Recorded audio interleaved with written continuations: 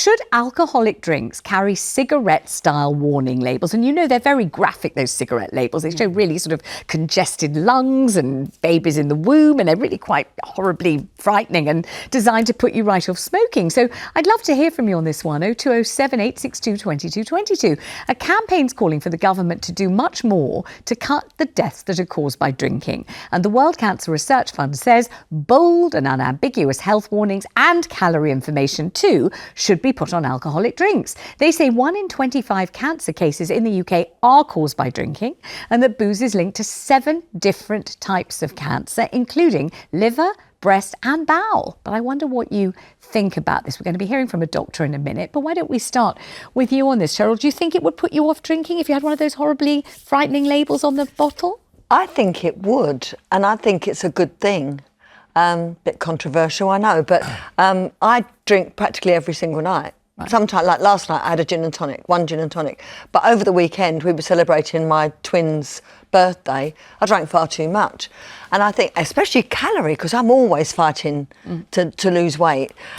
If it showed calorie content and it showed, you know, what could happen to you if you drink too much, I think it would put me off. So I think it's a good thing. Yes, another merry toast, another jolly tipple, and you suddenly look at the bottle and think, oh God, I don't fancy that. No, exactly. And I do think that in our lifetime, there has been a link between cancer and alcohol that's been clearly stressed, because I don't think so. Do you think so? Definitely liver. I mean, liver, but yeah. But the others, did you realise?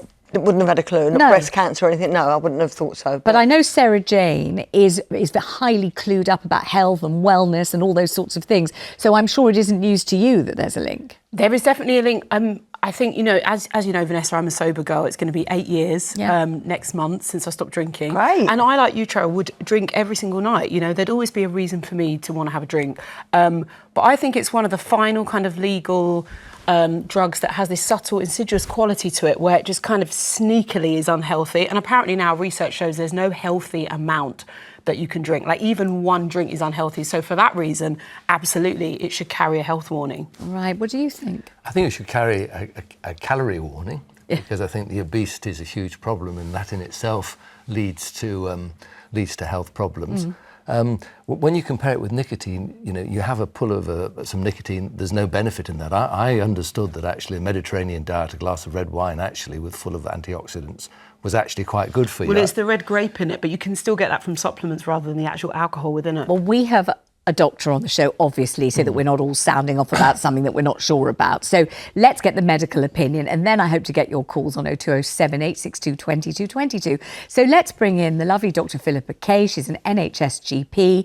Is it true, Philippa, that 6 units of alcohol per year, which is about 3 glasses of wine a year, 3 glasses of wine a year, everyone listen carefully to this because you may be absolutely astounded, is really all you can drink before alcohol starts to have an impact on your health? Is that true?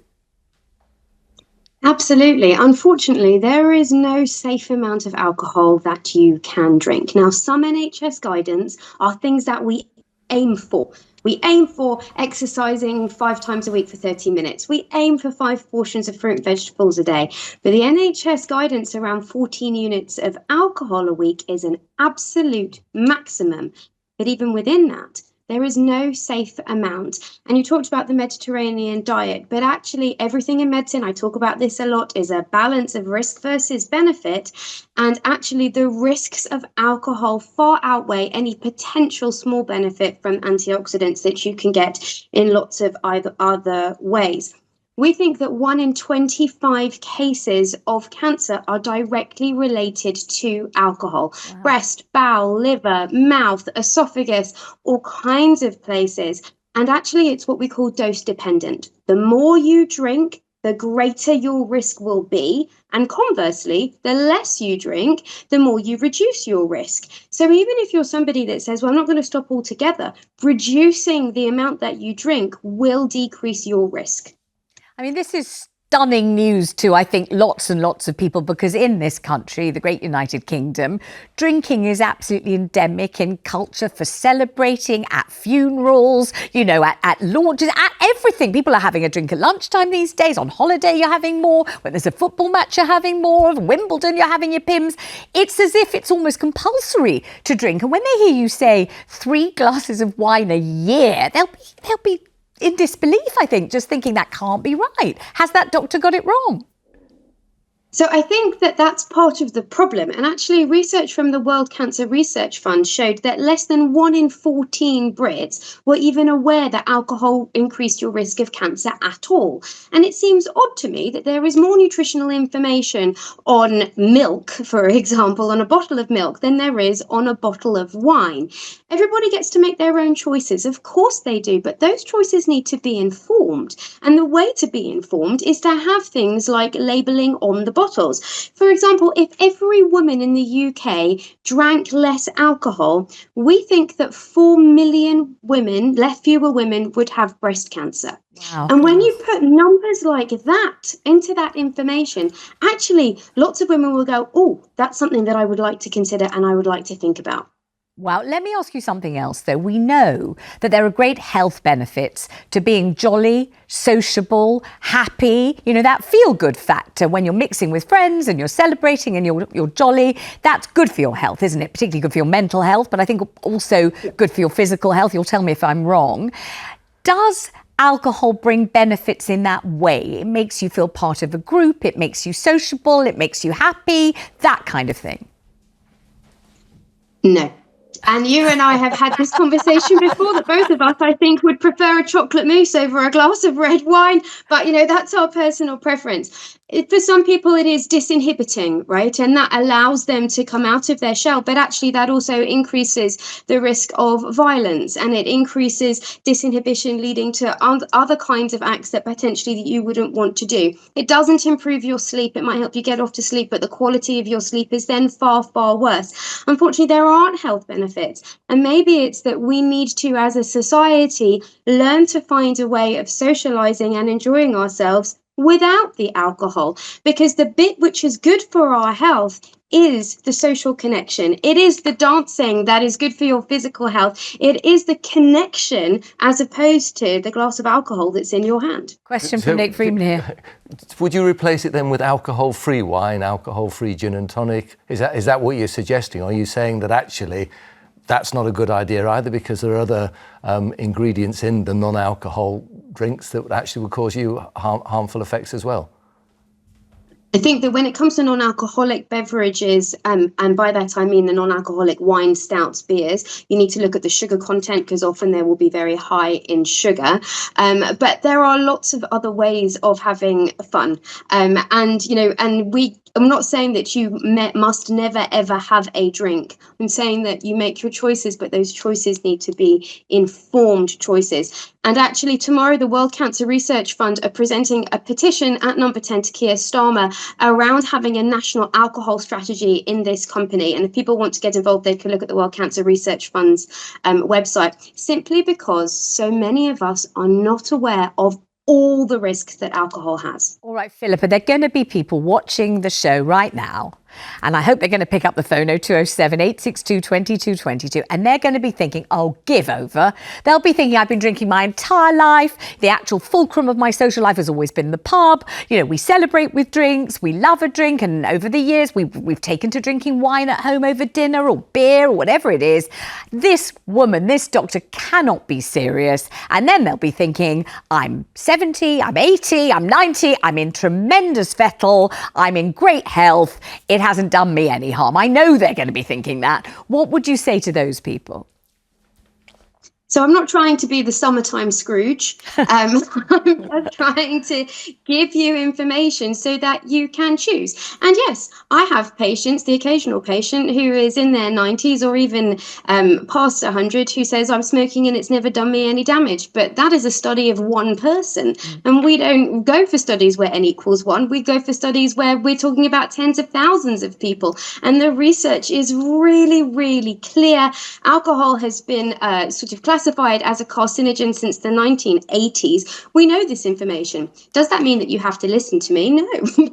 But my advice would be that even if you aren't going to stop entirely, that you think about how to reduce your alcohol. And that doesn't mean that you don't get to go to the pub, and it doesn't mean that you don't get to meet your friends. We just need to do it with something else in our hand. Dr. Philippa, thank you for joining us today. Highly appreciate it. She's very busy. She's right in the middle of a busy surgery. Thank you very much for making time. I need to know what effect all this information has had on you, Cheryl, because obviously, you're performing live. You probably have a drink before and a few drinks after, or never don't you? before. Not before? Never before. No. I wouldn't drink before. But after? But always after. Yeah. Always after. So, yeah, that's given me food for thought. I should... I know I need to cut down. I know I do. And my daughter Natalie is always saying, Mum, do you really want that? And I go, well, yes, I do. But just tell me, when you've had it, when you're having it, how does it make you feel? I mean, you do want it. Why do you want it so badly? It's habit. Right. Vanessa, it's habit. If I had a glass of water, it would be the same. So that's what I need to do, because I know I need to cut down. Yeah, that's it. Changing the framework of your habits, isn't it? Yeah, that's exactly it. But Sarah Jane, rather smug in the middle of the sandwich on the sofa, who has not had an alcoholic drink for 8 years. Talk about the difference before and after, because you said before you really did enjoy knocking it back. Yeah, but I used to use it for, there were times when I would use it to celebrate, but then I'd be commiserating with it, and it would be Dutch courage. And so there were ways that I was using it that I think weren't healthy in the end, because I thought it was giving me confidence, but actually it was stripping away my confidence. And so a crutch.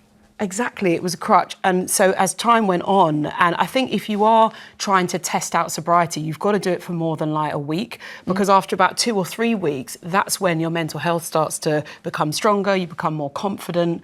And so I did feel like I always needed it to have a right laugh, to have stories to tell after a night out. But sometimes now if I go out with friends and you start that kind of, you have that kind of heady laughter and everything, it wasn't the alcohol. It was just leaning into like the jokes and the banter. But when you're drinking at the time, you believe it's that, but actually maybe you're conflating having a good time with the drink. Have you felt over the last 8 years you've missed out, you've lost anything, you've been in a sort of little compartment all of your own while everyone else is just really rocking on and you're just sort of watching, and also you're always the person that has to drive home, that kind of thing? You know what, I'm not designated driver, but I think I have felt like that, but I think more so because I had children straight after I then became sober. So my life's been like these young people, do you know what I mean? And at one point it was 2 under 2. So my life completely changed anyway at the same time as going sober. Now I'm starting to get, not my life back, it's just a different type of life, which is amazing, having a family, but it's just different. And so there are times when I felt like it would be easy to just take that drink, because it's almost like a shortcut to the jokes. And, when you were talking about, you were asking, how does it make you feel? I used to feel like it would hit my bloodstream and instantly you'd relax and you just get that feeling. Like now I can imagine it, but I just think then playing it forward kind of like half an hour later, and things just become a bit tragic. Nick, what about you? I don't know what role alcohol, if any, had played in your life. It doesn't really play a role. Not I much. mean, I literally don't drink because, apparently it kills brain cells. Every glass you have kills your brain cells. And I like to hang on to all That's the one thing the doctor didn't say. She didn't say that, but I didn't like the sound of what she did say. Brain shrink, yeah. Apparently it does, so I need to hang on to mine as much as possible. Have you felt that you've been excluded on the outside? Not at all. No. It wasn't drinks that used to get me going. When I was socialising, I'd enjoy the company. Yeah, right. It's amazing. I'd enjoy the company.